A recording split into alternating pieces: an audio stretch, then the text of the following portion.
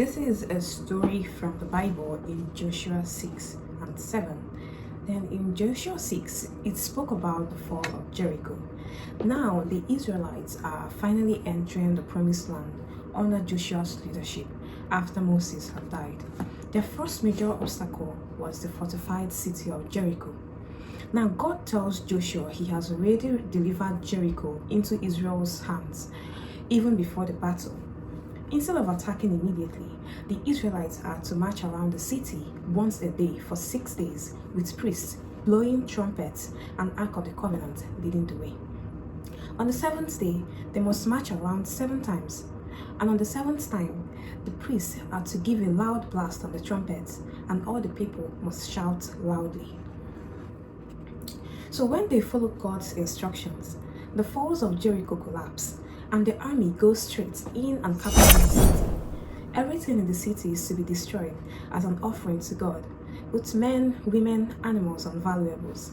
Only Rahab, which is a prostitute, and her family are to be spared because she had hidden the Israelite spies.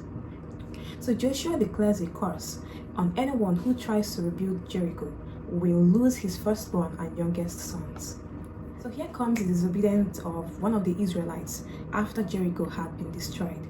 So this is in Joshua 7, where Achan sinned against the people of the Israelites and God punished them. So a man named Achan takes some of the devoted things. He took silver, gold, and fine clothing from Jericho, which God had commanded not to be taken. The disobedience is hidden, but God knows. So one fateful day, Joshua sent men to go and kill the people of Ai. They sent only a small force to kill them because they are a small community. So Joshua sent in 3,000 men, but they were defeated. 36 died, and the rest flee. Joshua and the elders mourn and cry out to God in confusion. God tells Joshua, Israel has sinned.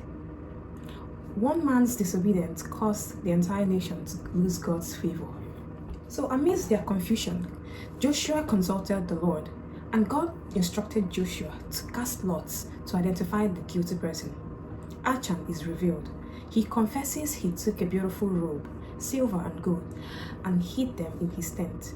Joshua orders Achan, his family, his belongings to be stoned and burnt in the valley of Achan. So when Achan was killed along with his family members, the sin has already been dealt with, and God turns his anger and is ready to lead the people of Israel again. This is to tell us that secret sin can bring public consequences. One person's sin can be general punishment to other people in the community. God is holy and expects obedience from our people, which are the believers, and equally the people in this world. Confession and judgment restores the relationship with God.